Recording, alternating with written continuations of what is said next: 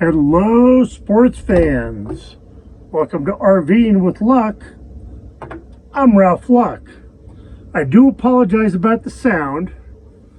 I still have my microphones, but now, out of the two sets I bought, I cannot find the part that connects it to the phone. I try to always put it in one of three places, and I've lost it again. So I will be ordering a third one.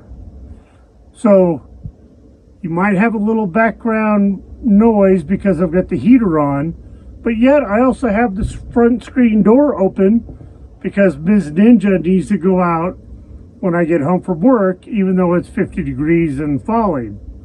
But I wasn't about to be freezing sitting here doing this, so I've got the heater on, and once I'm done, I will be jumping into bed under the covers, turning off the heater, but leaving open the screen door so she can meow when she wants to come in, which will hopefully be soon.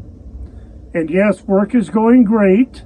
It's just shown me how old, fat, and out of shape I am. The job itself 15 years ago would have been a piece of cake, but standing, lifting, carrying heavy items, things like that are a challenge right now. But we'll work that out. So I've got 13 must-have items for your RV. Now, a few of these are going to be specific to boondockers only. So if you're not dry camping and boondocking, these are not going to be relevant to you, and I'll mention those. But for me, these are 13 items that I think you really must have. So the first is a portable power station. I've got like a Blue Eddy sitting next to me here. Nothing too crazy, but what I like about the power stations is, number one, you could charge them outside with solar. Number two, during the day when the RV's getting a lot of solar, I can plug it in to charge that power station. And then at night, when my phones, computer, other things like that need recharging, I use that portable power station. Granted, that's $200, $300, $400. These days, you can find smaller ones for like $200. But to me, it's a real convenience that I like. The next is a DC fan, like right here. One that plugs into the 12-volt DC outlet, which is commonly the cigarette lighter outlet. And I've got one by my bed and one here. Now, the nice thing is when I'm cooking in the kitchen, I can point this fan towards the front and help blow out some of the cooking odors. And definitely in the summertime, they are a big help. Flashlight or a headlight. Now, I've reviewed some Workhorse flashlights. I really like their HD3, which is a little mini one with the clip it on here. Really bright, but I want to make sure that these are rechargeable. I don't want any that have batteries that I'm going to have to replace. So kind of my common theme here on anything I talk about, it needs to be rechargeable. Going back to the power station at night, that's where you plug in your headlamp and charge it up. A couple of reasons for a headlamp. You're going to be out doing a campfire. You're going to be collecting wood occasionally in the evening. And for me, it's always the propane goes out in the middle of the night and you got to go out there and change it. So having a headlamp that is rechargeable is pretty good. I also do have solar motion lights for the exterior. They're probably your best inexpensive security, where I've got flood lamps at various parts, front, side, and back, everything like that. And these stay on dimly lit, but when motion hits, they come on super bright like a floodlight, and they do charge and have battery capacity 100% from their little solar pad on them. They're great. A motion light for the inside door. So my RV, probably unique, probably 50% of you, if you have an RV, might be this way, but when I come in my front door, if it's dark, like when I come home from work, I leave the outside LED lights on, but inside it's completely black. Well, right when I come in that front door, I've got a motion detector light that does come on and illuminates everything pretty good inside, because all my light switches are over there halfway to the back of the RV before I could turn on some lights. I mean, actually I could turn on a couple right here in the kitchen, but you get my drift. I believe an inverter is very important, especially if you're boondocking. An inverter is going to take your DC battery power from your house batteries, we call it, and it's going to change it to AC power. So again, not plugged in, not running the generator, but I want to run my air fryer for 15 minutes. Well, I don't want to start up the generator and have to do all that. So an inverter takes the house DC battery, 12 volt power, converts it to AC.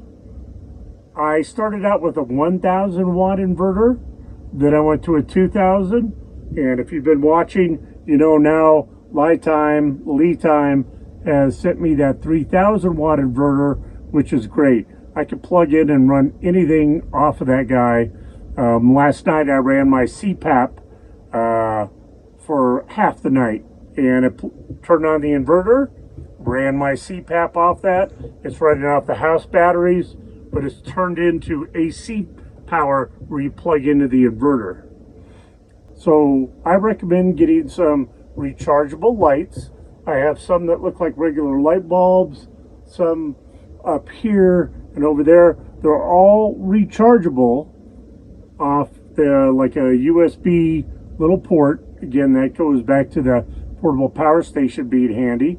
And a couple of the ones that look like light bulbs actually have solar panels on them, so when they run dead, you can throw up into your front windshield dashboard and let them recharge. But I like to recharge them off the USB, and then it's not drawing any battery power.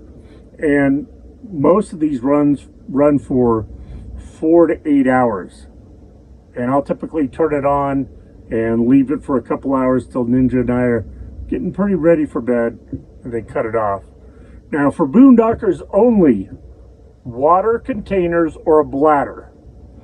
And this is when your RV's running dry of water. You don't want to have to pick up camp and drive or tow that RV all the way into town to refill on water. If you have a pickup truck with an open bed, you could get a pretty giant water bladder to fill up and then have gravity or a pump fill it into the RV. Or in my case, I have 3 6-gallon containers of water that kind of like now my water has got down to a third. So in a day or two, I'll probably add that water in. And then in the Jeep, people will take those 3 containers into town and fill them up very easily. The other thing for boondockers only is a poop caddy. You've seen them out there. Camco's the big one.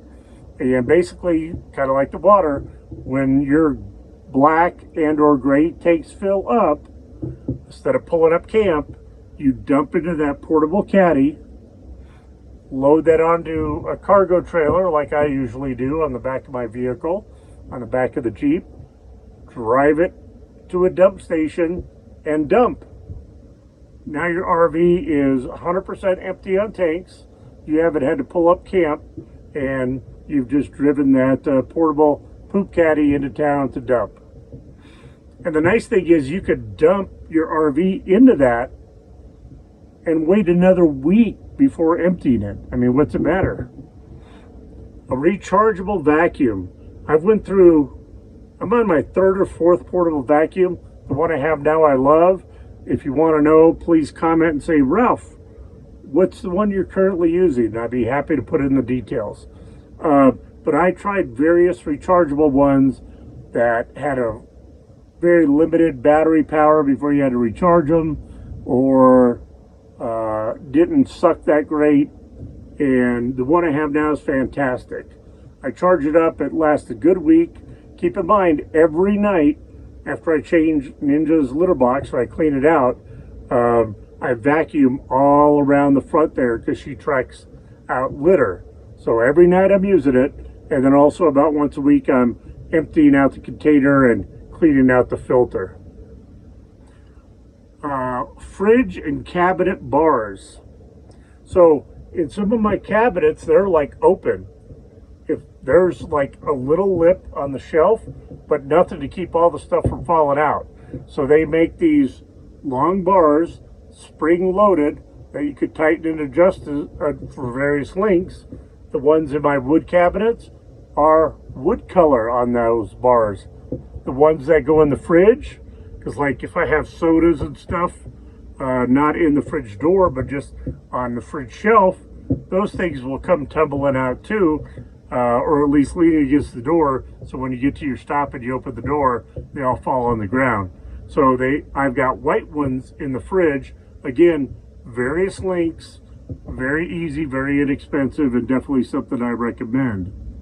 An air compressor that runs off that cigarette lighter DC outlet for your tires. Now, when I started out, I had a very cheap one that was only good for my vehicle, and even then, if I had to inflate 5 psi on 4 tires, it basically was done on that 4th tire. It would overheat, and that was it, because it was a real cheap one.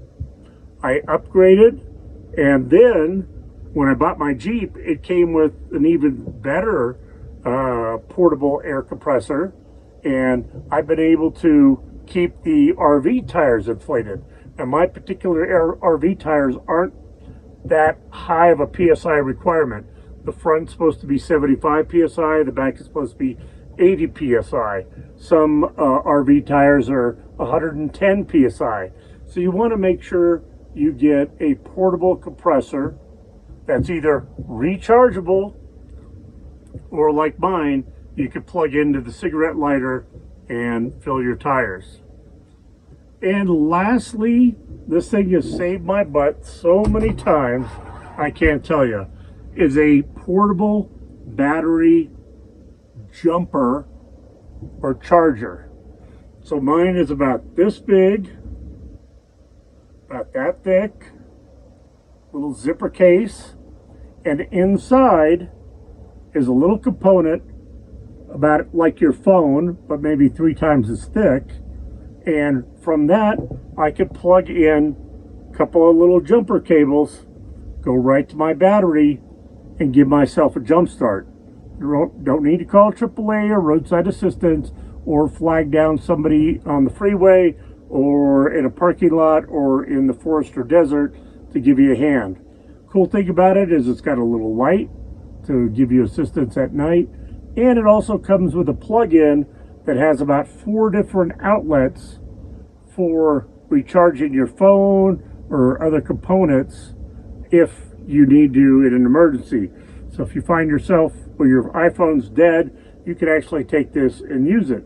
And again, like most things I have, this little battery jumper is rechargeable. Little lights on there show you when it's full. I keep it in my Jeep because I know when I'm in my Jeep, I'm either in my Jeep by itself or like now at camp, I'm with my Jeep in the RV. Or if I'm towing the RV with the Jeep, it's in the Jeep. So I know I always have that ready at hand. So I'm sure there's things that are just as important that you may have thoughts on. Please enter those in the comments. I always love reading them and acknowledging your input. These are just a list of things that I sat down over a day or two and wrote down that I thought were important to me, that I think a majority of RVers could use, and especially those couple of items for boondockers. So thank you for watching. Please smash that thumbs up button. It really does help the channel. Subscribe if you're watching this and you haven't subscribed already. That way you get alerts anytime I post a new video, which is a couple of times a week. And from Ninja and I bid you adieu. Be positive, be nice, be active.